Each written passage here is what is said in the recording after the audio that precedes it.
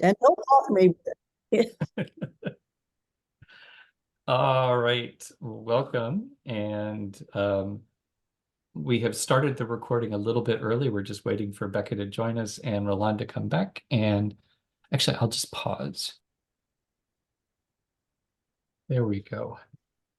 All right, so we are back, and this is the first meeting of the Heartwork and Philosophy Guild. So the I'm kind of on autopilot, but the plan for tonight is really an opportunity for everyone to share what it is they're interested in the guild, to go over the driver statement to make sure that we're understanding the relationship between this guild and the Lifeboat Academy as a whole, and to do some considerations around what the priorities for 2024 are. And um, And we also are recording this because there are some people who can't join us tonight. I think there's actually 10 people who are interested in being part of this guild. It's the most popular of all the guilds. But there's some people that couldn't join us tonight. So we're recording it. And also the driver statement is a Google Doc, and we'll capture our notes there. And then that also becomes a way for people to engage if they're not available tonight. So with that, we'll just start with introductions and what are you most interested in the Heartwork. And this is going to be really hard because we have the Heartwood folk school on Pender, and they keep anyhow. The Heartwork and Philosophy Guild, what is it that it has you interested? And the circle as I see it right now is Becca, April, Roland, and me, but anyone can start. Anyone want to start?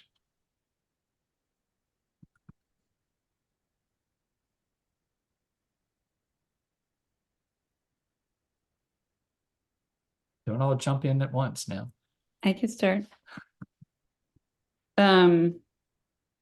Well, I mean, I don't really have time to join two guilds, but I put my name down next to this one because I really am interested. And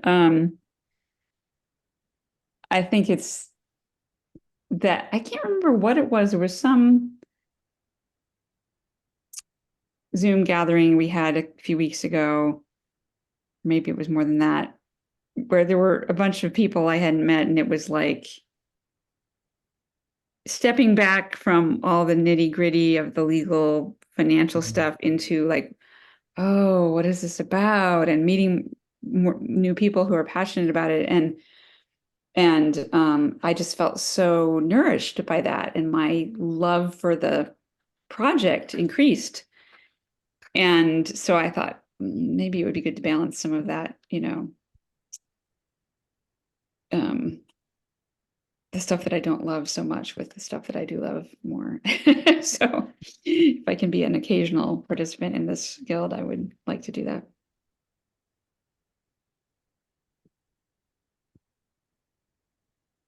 Over to April. Oh, okay. Becca, nice to see you.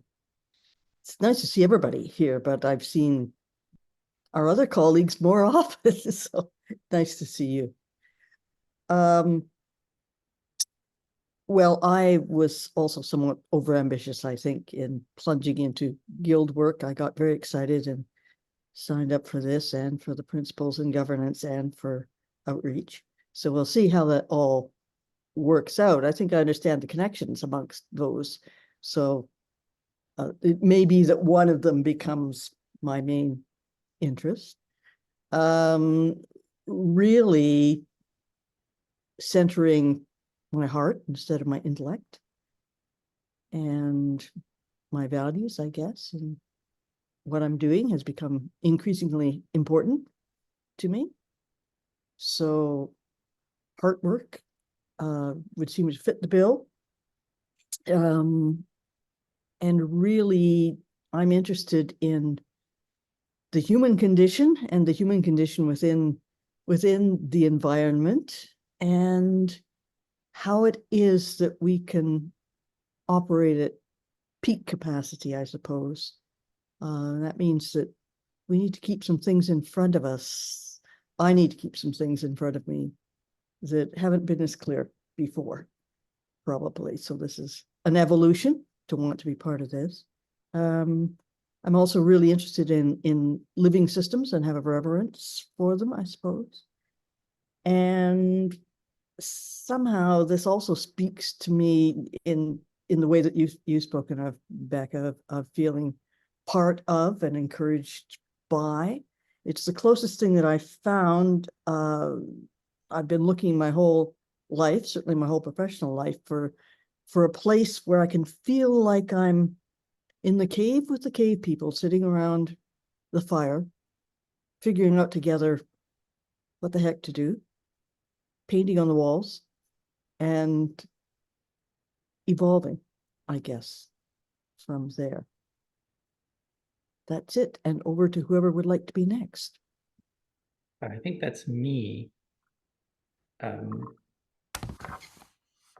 Hi, Linda. We're just doing introductions and we're answering the question of why we're attracted to this guild and what we're, yeah. And for me, just having come from the Brains Guild, which is finance, which is about buying the property, into the Heart Guild, I think is and it was inspired from what you were saying, Becca. This is actually the work. We, in the Finance Guild, we focus a lot on right now on the fundraising to purchase the property, but the Lifeboat Academy is more than the land. The land is an anchor, but it's much more than the land, and I think that the heart is often taken for granted, and really is, well, the heart and soul of the whole thing, that we are engaged in a reclamation and a reimagination of our relationship with what is. So that's why I'm interested in this guild. And also, a big part of the Lifeboat Academy is the process, and disseminating the process, offering it as a way of working, and so and actually I'll save that for considerations. So I am done, and should I pass to Ben? Should I pass to Linda, or back to you? To Linda? Okay, over to you, Linda.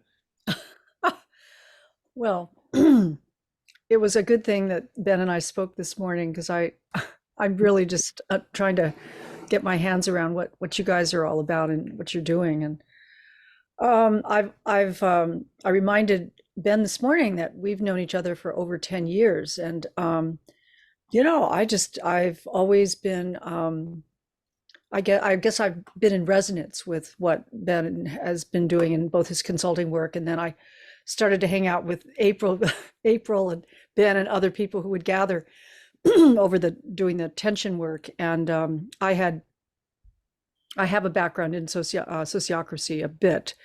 My main background is dialogue, and I have a background in Jungian psychology. So, and OD work, of course. And so I don't know, there's just a real resonance I have with what you're trying to do. And I don't know exactly where I would fit in or what I would do, but I think many people in the networks that I'm involved in are looking for new ways of being in relationship with each other. We're looking for a whole different way of, financial coordination and whatever you want to call it. It's just, everything's got to shift. I mean, nothing's working in our world right now. So being the person I am, I'm always a bit future oriented, looking for new ways of doing things. So I'm very intrigued, and if I can somehow help out and also learn with you all, I'm excited. I'm also a little bit interested in the government aspect. How do you actually create a new way of making decisions and bringing people together that doesn't replicate all of the problems that we've had?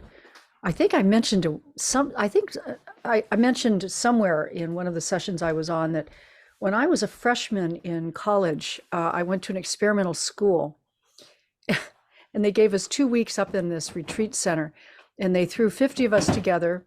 That was the entire student body. And they said, we want you guys to form a student government. We're like, huh? We're all 17, 18 years old. A student, you've got to be kidding. So we would meet day after day and wrestle with, what can we do? How can we make decisions together in a way that doesn't exclude people? And I think I've carried that inquiry most of my life, which has involved me in the work I have done, mainly that I specialized in my consulting practice called Bohm Inspired Dialogue. So, I think what you're trying to do is really cool, and I'd love to help out. So it's about all I know right now. So back to you, Ben. Well, that's great. That's all you need to know. Yeah, we're all making it up as we go along, right? So, well, and it's funny because I have such a hard time. I'm having an increasingly difficult time piecing apart, being analytical about which part is the key part. But I think, April, for me, the heart work is where the healing happens. I mean, it happens a little bit in a lot of different places, but I know from myself personally that the deep work has been, well, the story I'm telling myself now is it's about decolonization. And yesterday, Roland, we have a new meme because Roland defined colonization as separation enforced through perpetual trauma and perpetuated trauma. And that has been my experience, that I keep re-perpetuating my own trauma, and inadvertently triggering the people around me, or kind of falling into these old patterns. And I'm also coming to understand that there is an innate healing in natural systems, which is me. I am a natural system, and I'm embedded in the relationships of all my relations are natural systems, and the environment larger is a natural system. And I'm finding a lot of comfort and a lot of I'm feeling slowly this kind of deep sigh of, it's not about figuring it out, it's not about fixing it. There's work to be done, but ironically, I've been grooving on Wei Wu Wei, that it's there's effort that needs to be expended to release the effortless effort. And so that's what I think of in the heart work, is really, it's like, what are those little structures or those little rituals or those, those kinds of encounters that enables this other stuff to happen. And yeah, so for me, there's a kind of a personal, I want to rid myself of my traumas as quickly as I can. I want to do the work. Well, and actually that's not even, don't try to be the fastest, but it's like, I want to create the most supportive environment I can to allow that healing process to happen. And I also am 100% convinced this is a process that is only ever really effective if you do it with others. And so yeah, the idea of self-help is such a product of cultural capitalism, and that sort of thing. So anyhow, I think my interest is really like, this feels like it's where the healing happened, or yeah, this is the guild to create the container that sort of allows the healing to happen. So yeah, that's me. So I don't know, do you want, I can bring up the driver statement, and don't be shocked, this is going to be finance, but we're going to go right over to Heartwork. There we go. So the first step is we're just going to, just in terms of process, we'll go through the driver statement. And the driver statement, we use sociocracy. So the driver statement becomes kind of the agreement between the whole and the guild. And so that, you know, it helps us understand the function that we play in the larger organism. And we'll go through it and just see if there's any questions for clarification, anything missing, anything that we want to add. And then we'll do gathering considerations, where we'll basically go through the circle and talk about things to consider for 2024, like where do we want to put our focus? And we can talk through that when we get there. But so here is the Heartwork Guild driver statement. And we are thinking of this as the emotional heart, so not actually pumping blood around the organism, but really where the emotions come and live, and creating opportunities for reconnection and relationship, both to self and other and land. So the responsibilities are about building, and that's also, it's hard to differentiate these things. There's a lot of overlap, because there's building relationships as outreach. But this is really about sort of strengthening relationships. It's, you know, taking them to a deeper level, and really focused on the people that are kind of partners on the farm in the process, or not physically on the farm, but in the core work. So the responsibilities are about, you know, building those strong relationships, celebration, conviviality, opportunities to come together. What we've started calling experimental spirituality, which is basically a direct experience with connection and land, and all our relations. And the personal work, the personal healing work, the grief work, the reframing, whatever we want to call that. And there are very few long-term or even short-term goals that have been kind of assigned, delegated to this guild. One is, and they are all sort of provisional. They're meant to be kind of holders for other core goals. So one thing that we put in there was training people in Indigenous tools for living, which is a course that I took, that I've found really, really useful. But basically it is bringing in people who can help with re-indigenization and decolonization, and integrating Indigenous practices into the work that we're doing.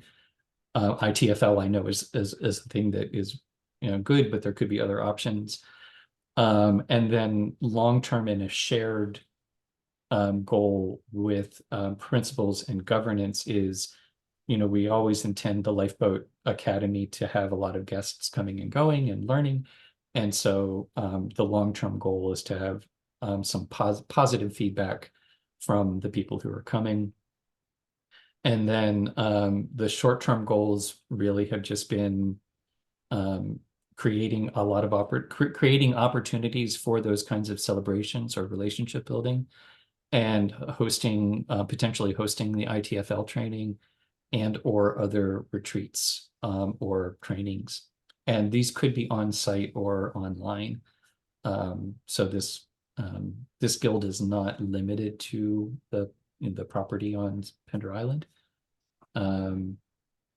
And likewise, there aren't very many resources associated with it. The morning circle is the process that we're thinking is primarily the purview of this group, and the studio space for hosting retreats and workshops and that sort of thing. And then the interdependencies are with the principles and governance, because a lot of anyhow, it seems like there's a lot of close merger there in terms of how our agreements about how we want to work together, and then also the hard work that's involved in that, and likewise outreach. So there's some really close associations on all three of those guilds. So I guess maybe one of the things that we want to cover in considerations is how do we tease apart those, is how do we understand the different focus areas? So that's pretty much, oh, and let me copy this into chat. So here's the link to the Google Doc, just in case you want to go there directly. And so with that, let's go once around and see our questions for clarification or comments, elaborations. So that would be over to Becca. I did Google ITFL and found Indigenous Tools for Living before we got together when I looked at this. And I'm not sure what I found is exactly the best link for it, because it was mostly geared towards like therapists and how to be a more successful trauma practitioner. So I would like us to have a link there that says what this is.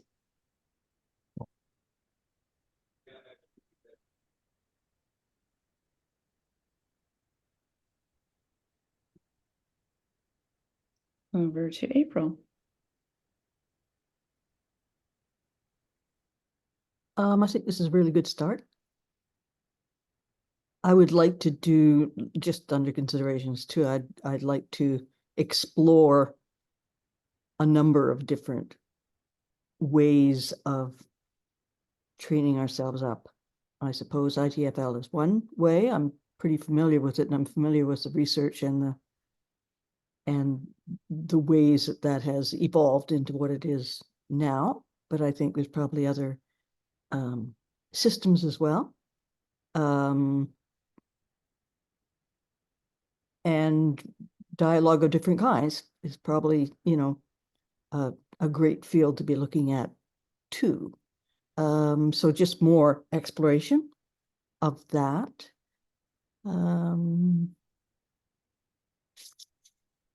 What else? I would like, I think, just as a way to sort of keep a center line and guardrails for this, I think some way of expressing within this that this is that there are processes and choices that we make about how we're doing our relationship building and also the personal work, because there could be all sorts of expectations, myself included, in what that means. So figuring that out a little bit more clearly. One of the things that I've witnessed in the past with groups of people coming together communally and collectively to do this kind of work is that some people think that this is like a soft option, a soft skill that you can pop in and out of it, and not always do these things, not always apply them to situations. And that there's other people that come into this thinking that both philosophy and Heartwork means that they have great license for what it is they want to do. And so just some ways of distinguishing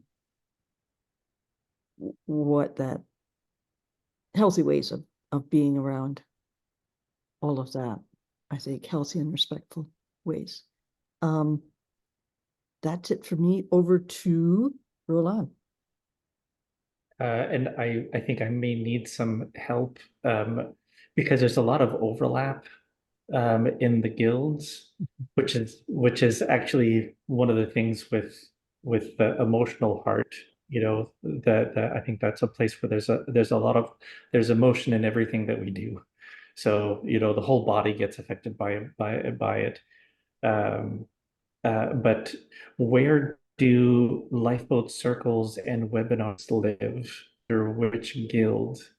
And in terms of dedicated resources, because it's also for workshops, but it's also how we bring people together, is temporary housing for guests also part of the Heartwork and Philosophy Guild.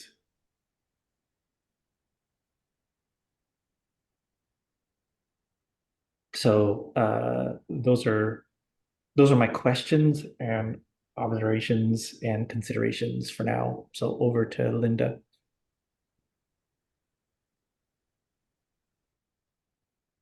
Well, because I'm so new to what you're trying to do and accomplish, I guess I was kind of hanging on both Roland's and April's comments around like what's our process? You know, like I could imagine we would want to have you talk about a morning circle. I would imagine that's something you're doing on land. It's not something that I'm going to be part of every morning. So how do we create something for people who are not on the land where we have a steady way of connecting and getting to know each other over time?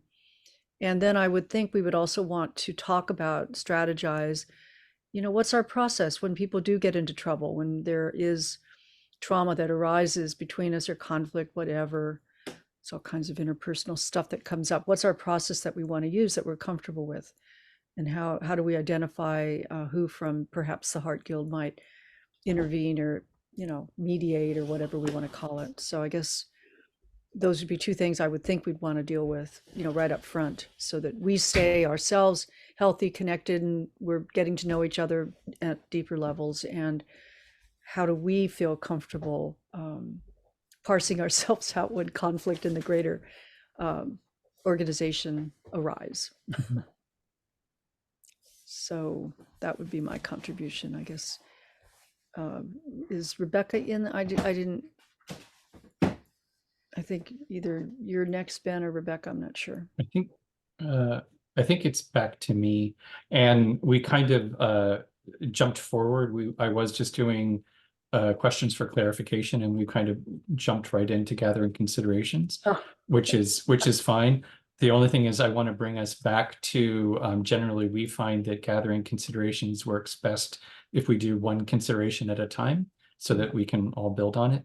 And likewise, that you can build on each other's ideas, but there's no sort of back and forth around ideas. So it's a yes and principle. And so, and anyhow, let's just, we're already gathering good considerations.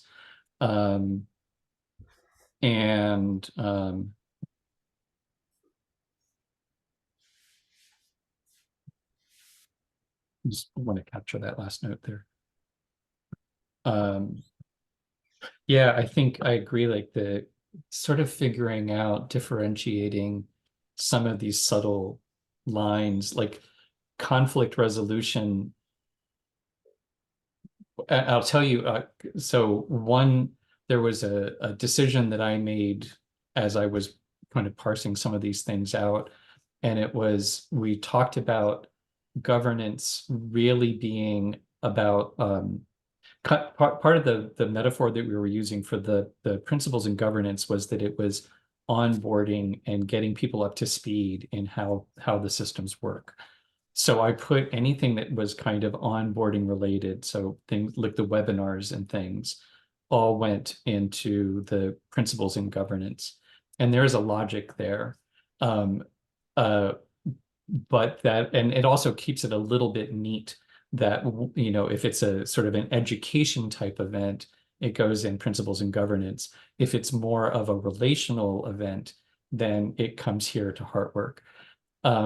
But then, you know, where does conflict live? You know, is it is that there's an emotional, it's what Roland was saying, there's an emotional aspect to it. There's also a procedural aspect to it. And so yeah, I think it's going to be interesting to figure out where and how we're handing things off. And I think also, yeah, so I'm just kind of, yeah, I think that's going to be part of the work, is figuring out how some of those, where does the trade-off happen? When does it pass from one to another guild, or what are the aspects that the different guilds take on of it? And it feels to me like, well, actually, I don't think I'm actually adding anything. I'm just like, yeah, the how do we deal with the on-site versus online aspect in the Heartwork? Yeah, I think, do I have anything to add?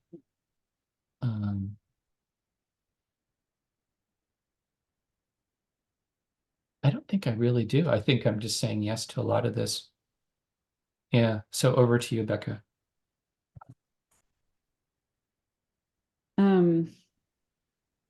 Yeah, I'm realizing as I listen to everybody that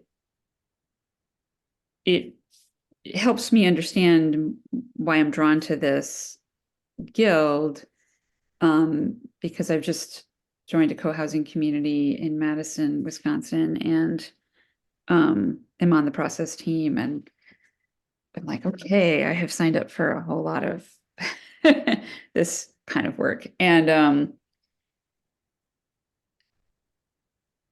so it's good to have contacts with people outside of this group, outside of my home group, to be able to learn new skills with. And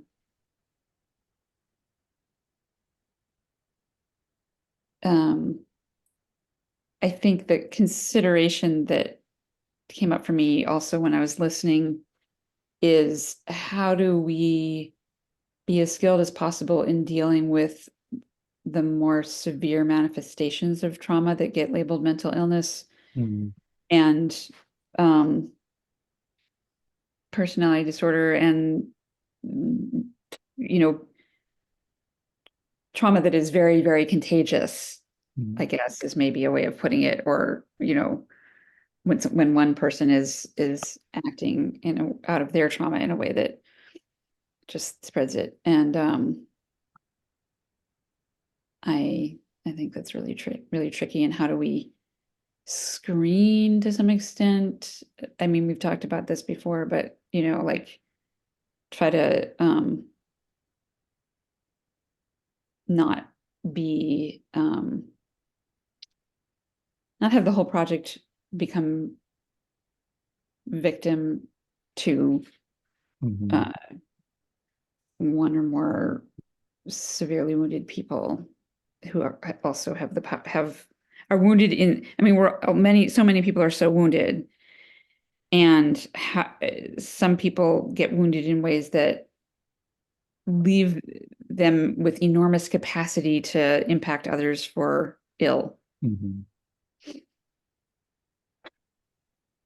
And I don't want to be like going into this with fear about that, but I think a certain amount of realism. And there's a really good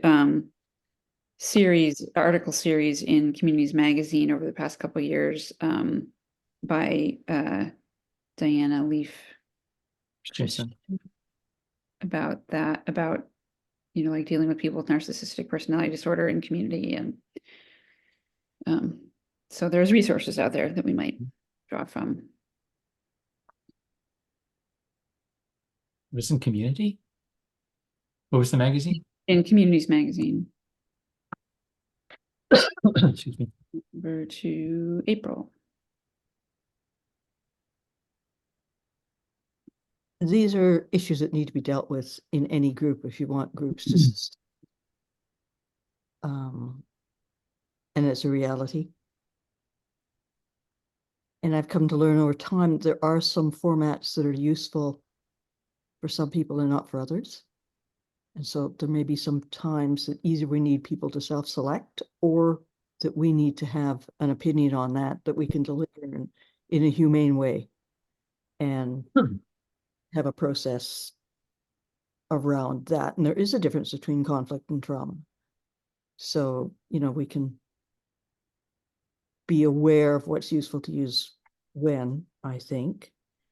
And for me, this guild is as much about how do we treat each other as well and as non-oppressively as we can. We're coming out of systems that dictate and reinforce oppression. So we need to think carefully about how do we unoppress. And I'm thinking about some of the work of Paulo Freire and others in liberation education.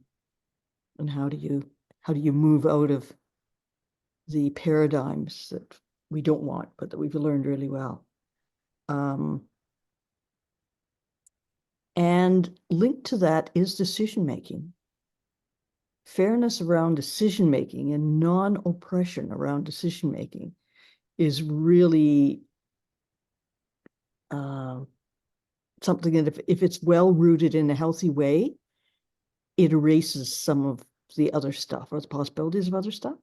It's when people think that things are unfair that certainly stress turns into strain and actual disease processes start happening then. So how do we assess fairness from a number of different perspectives, not just my perspective or any of our perspectives, I guess. So there's a number of issues here that are realistic and that we need to have thought through in some way that will contribute to the effectiveness of this guild. And in some ways we may become the sort of boundary holders.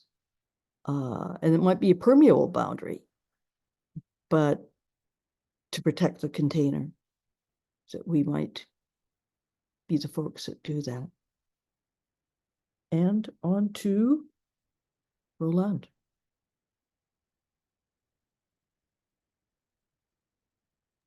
I wanted to make a comment and then a consideration, because we were talking about what fits where, and I was reminded that we used the body metaphor, which was meant to help conceptualize the circles that were needed, but what was needed right now. So it's meant to be something that evolves as the project evolves.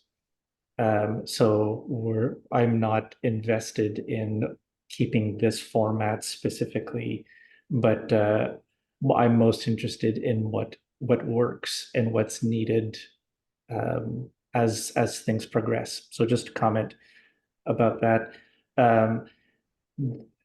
So there's also that the Lifeboat Academy has already started to think through how to part of the onboarding process is that sort of permeable semi-permeable boundary with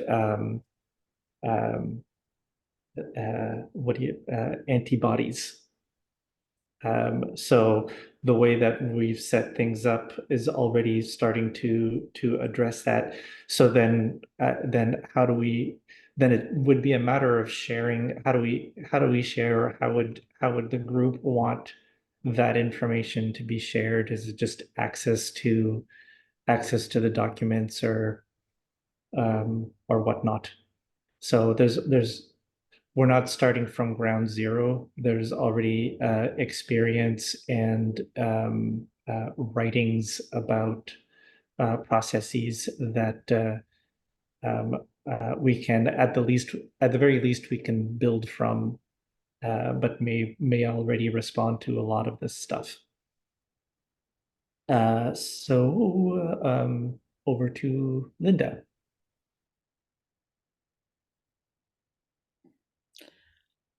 Well, and I have no idea what processes you've already considered or have played with.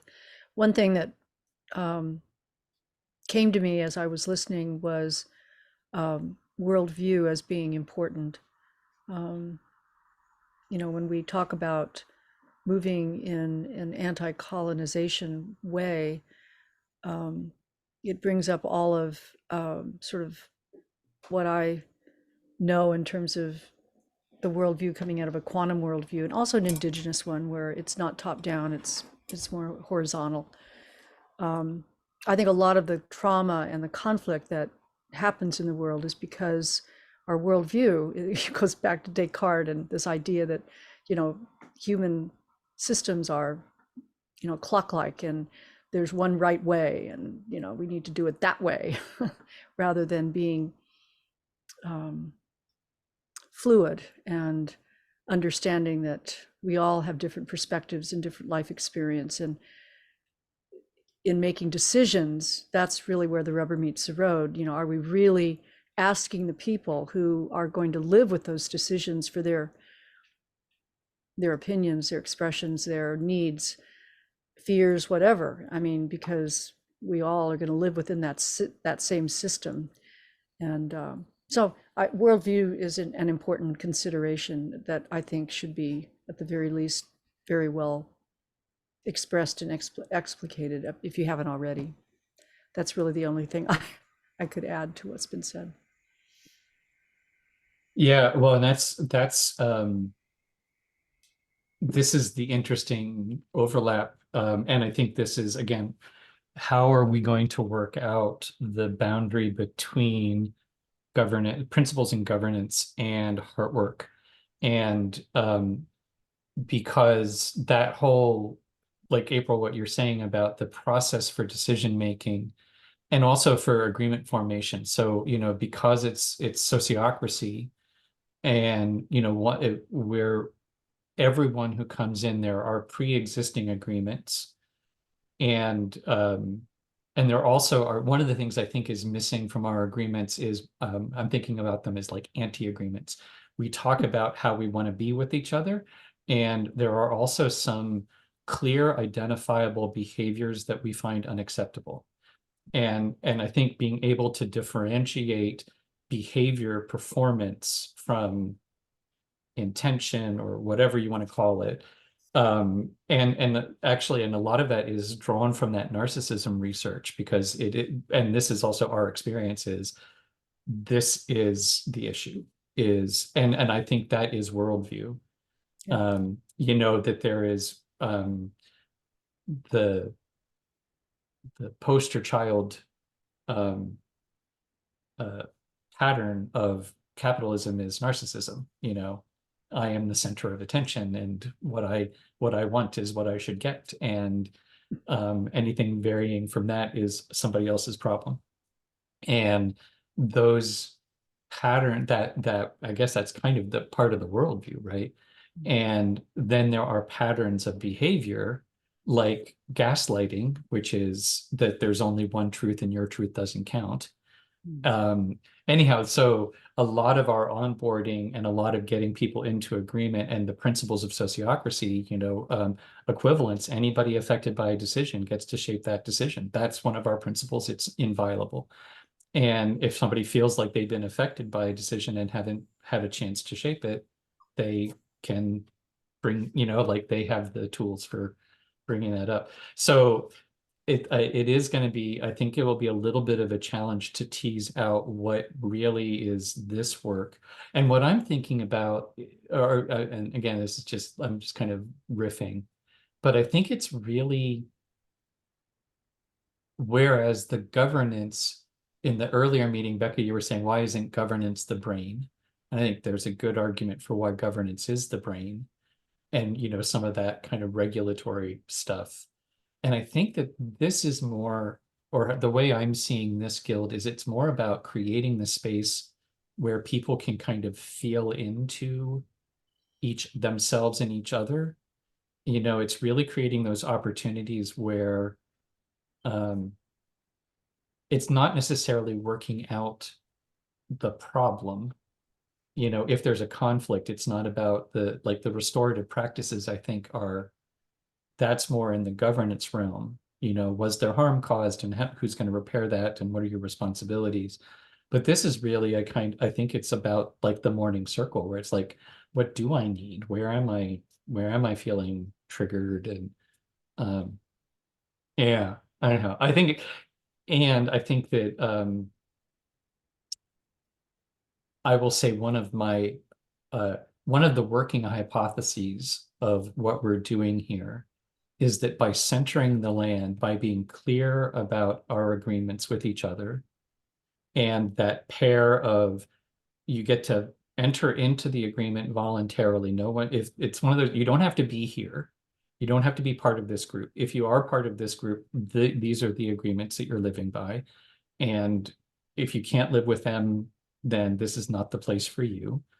And then coupled with, and we're centering the land, and it's the land, it is the key. So part of the working hypothesis is that that's going to invite people into a different way of being with each other that may break some of those old patterns.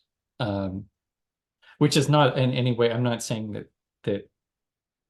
that's just, I'm really curious about if we really center the land and we really center the relationality of, how do we live in circle? Basically, how do we do that? That I'm just curious about how some of these things will play out, but they're going to play out. I mean, maybe I feel like I'm not making any, I feel like I'm getting off track and muddying the water. So I'm going to pass over. And I am looking at the time, and I'm thinking it's probably a good time to start to bring ourselves back to, so given this conversation, do we want to start weaving together, our Roland, over to you. I just want to let you know I imperfectly wrote down a couple of the points that you brought up. So go back down and fix it. Which is, that goes for anybody that you can, if I've made any of the points imperfectly, please, update them.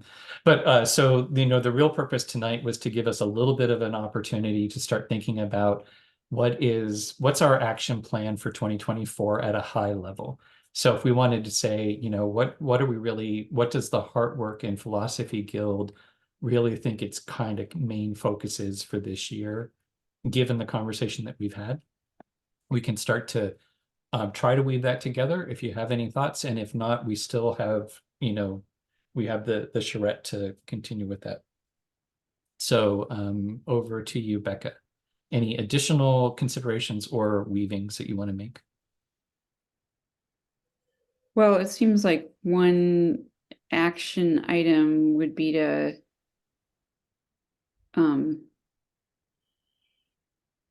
develop maybe it's two action items, develop a way to onboard not just this guild, but everybody in what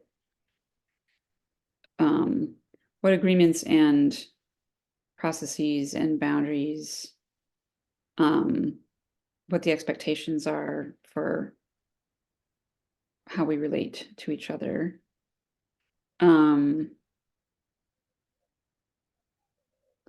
And develop, either review existing processes or develop processes for addressing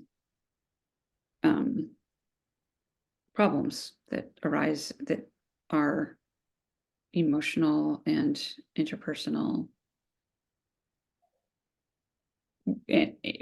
and with close interface with the governance, people hearing what April wisely said about how fairness, if fairness isn't met and our our efforts to be anti-oppressive aren't successful, when they're not successful, that's when more stuff comes up for people.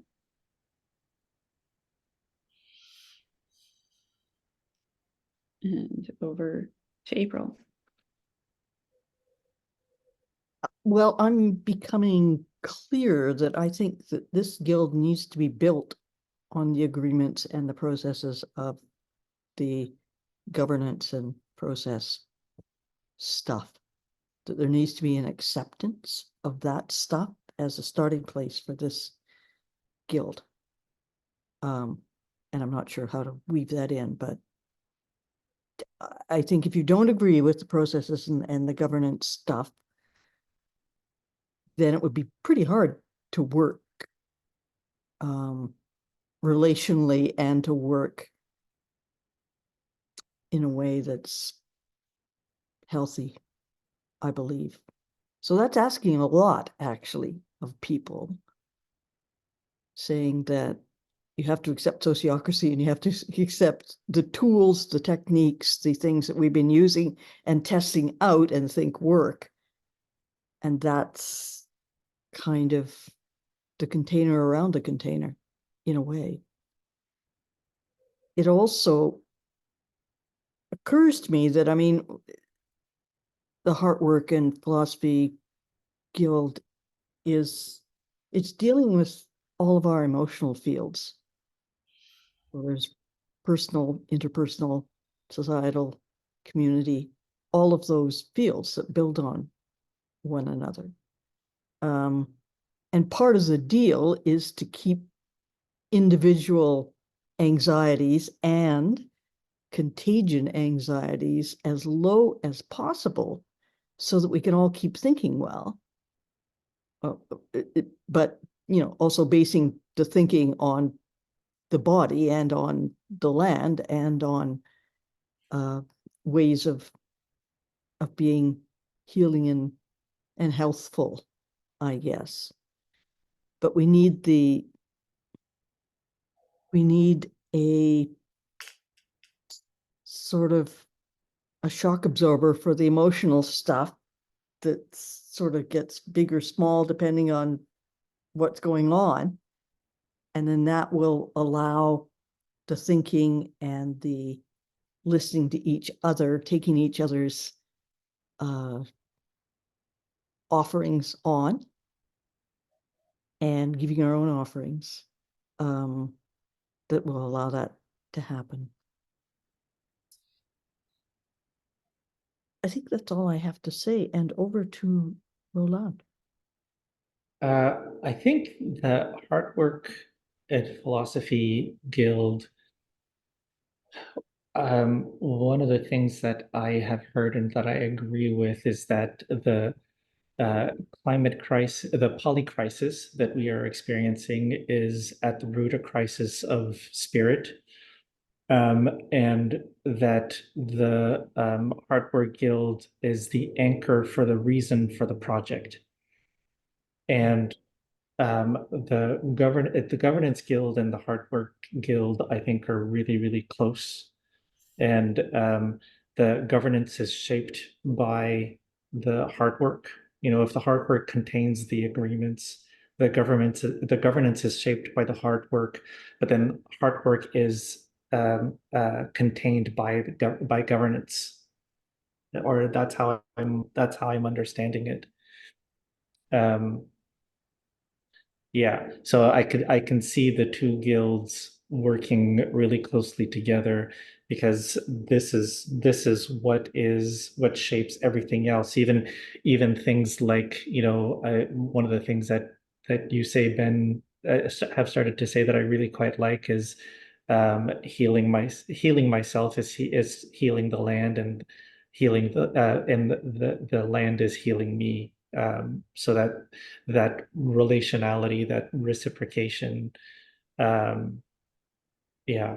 So I can, even the physical work that we're doing is also needs to be anchored in the agreements that come from the hard work circle guild. So over to Linda. Yeah, I think I've been thinking the same thing, that it seems like the Lifeboat Academy is just getting launched in a sense. And so what's most important at the beginning of something like this is to get really clear about the overall philosophy worldview, which should pervade all the guilds, right? So I think the more clear we can be about what really is driving the unfoldment of the Lifeboat Academy, that should really serve as a foundational process. So for me, it's always about process. You know, Bohm talks about how we live within a holoflux, which means everything's changing every moment. So if we don't understand how to work within that kind of environment, and we don't specify processes that keep us in tune with each other all the time as things shift and unfold, then we just go right back to having fixed ideas about what should be and what shouldn't be. And that's what I think we're trying to get away from. So I think right up front, you know, it's most important that even though I know it's important that we specialize, we have these guilds and all that, but it's also really important that we all hold true to some underlying sort of way of being that will always help us stay connected. So that's really all I have. To you, Ben. Yeah, I feel like once again, Circle does its work. Because I think that felt like the landing to me is because it is Heartwork and philosophy. And I think that that's really what we're getting at is and it's that transforming worldview. Because I think for me, it's important that we are all coming from a paradigm that is like almost coded down to our DNA. And it's so hard not to revert back to old patterns. And that's the fear response, is to go back to the old patterns. So what is that grounding foundation that we can come back to?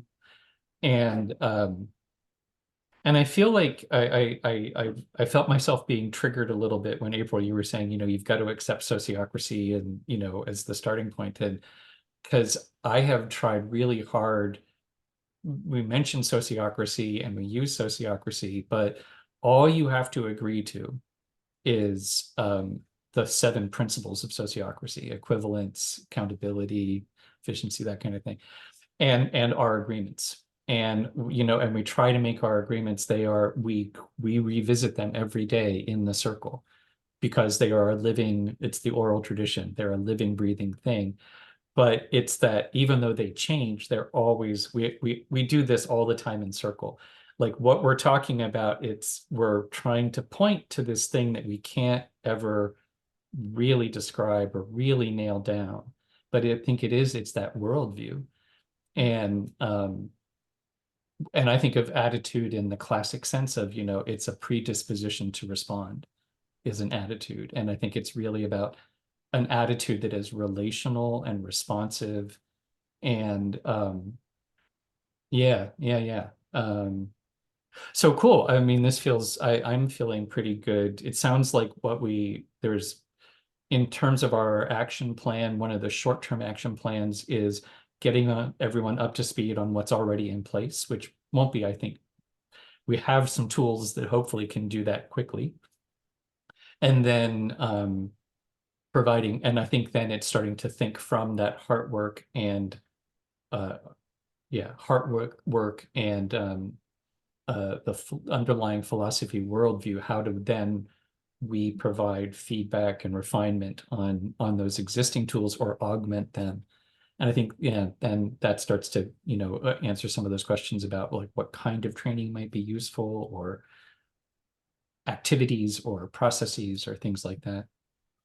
Anyhow, so this is, we're a little bit past time, but I want to, you know, give us a proper closing. So go one last circle through. Any last thoughts, any last observations? Over to you, Becca.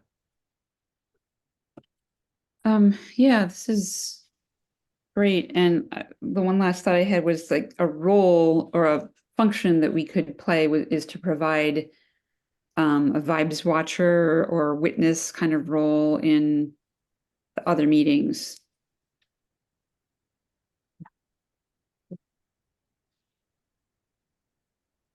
Or just, you know, make sure that that's being held, even if one of us physically isn't there. It's sort of like Heartwork as a lens or as a function rather than as a guild or separate circle.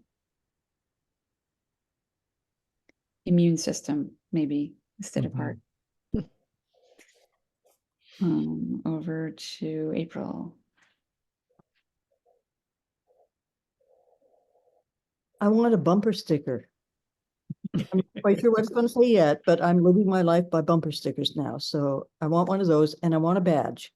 I don't know what the badge looks like. I don't have to know, but that's my last word for now. Thanks. Over to Roland. Yeah, well, and the Heartwork circle is the keeper of the circle process, and it feels really good to have used the circle process to have been able to work out some interesting and intricate ideas around this circle. So over to Linda.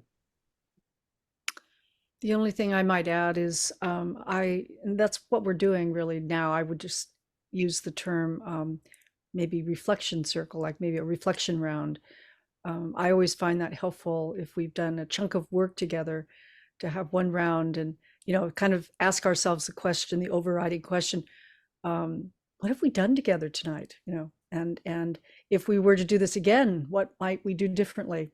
Just so we're always, looking back at what we've done and thinking about how we can, do it better next time.